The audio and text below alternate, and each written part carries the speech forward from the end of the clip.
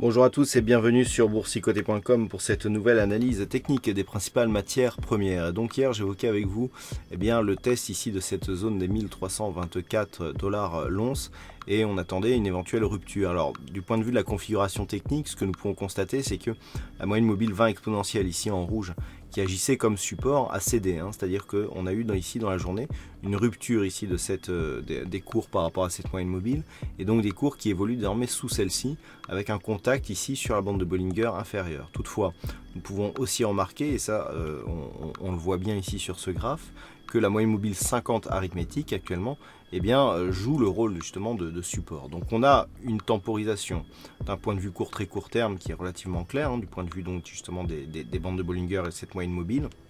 Mais d'un point de vue un peu plus moyen terme, la moyenne mobile 50 ici arithmétique nous rappelle qu'on est toujours dans une dynamique plutôt haussière.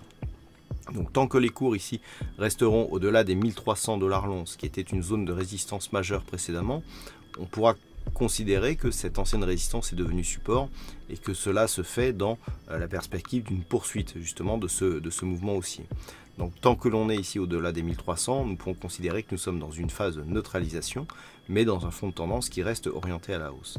En cas de rupture ici haussière des 1324 dollars l'once, nous avons des objectifs qui se dévoileront sur des niveaux supérieurs, notamment aux alentours des 1355 dollars l'once. Par contre, en cas de rupture ici de ces 1300, il y aurait invalidation donc du fait que cette ancienne zone de résistance ne parvient pas à être validée en tant que support, et donc on aurait donc des signaux d'affaiblissement ici de cette dynamique baissière qui pourrait se propager sur la tendance globale, puisqu'on est ici sur une phase d'invalidation ici d'un mouvement baissier.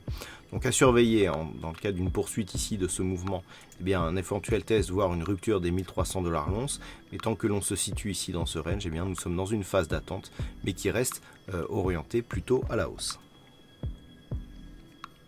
Et puis sur le WTI, nous avons assisté à la rupture ici au test, test successif, et à la rupture de cette zone des 62 dollars le baril. Alors hier je vous indiquais que ce niveau était une zone majeure d'un point de vue court, mais aussi sur le moyen long terme. Alors pour s'en convaincre, il suffit de revenir ici sur une vue hebdomadaire.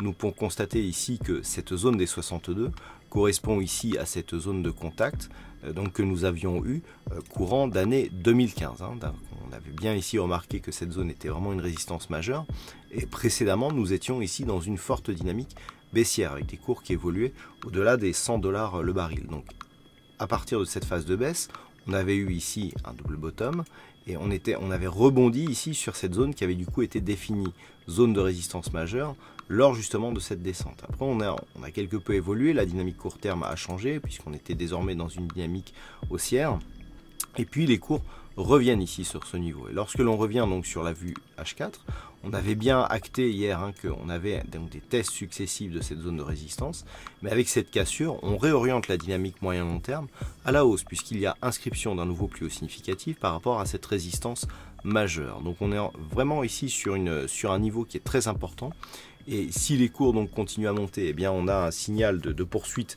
de ce mouvement haussier qui va donc nous donner et nous définir de nouvelles zones de résistance horizontale à la hausse. Par contre, cette dynamique sera valable tant que la zone ici des 62 dollars le baril sera validée en tant que support. En cas de rupture, on aura peut-être une nette invalidation, et en tout cas des signaux d'affaiblissement qui pourraient apparaître par rapport justement à cette dynamique haussière. Donc à surveiller ici la zone des 62,05. La configuration technique n'étant pas réellement surachetée, on peut avoir donc, suite à cette cassure, une poursuite du mouvement vers de nouveaux points hauts significatifs. Voilà donc ce que l'on peut dire sur cette analyse technique des principales matières premières. Passez de bons trades, une bonne soirée, on se retrouve dès demain pour d'autres analyses techniques toujours sur le site boursicoté.com.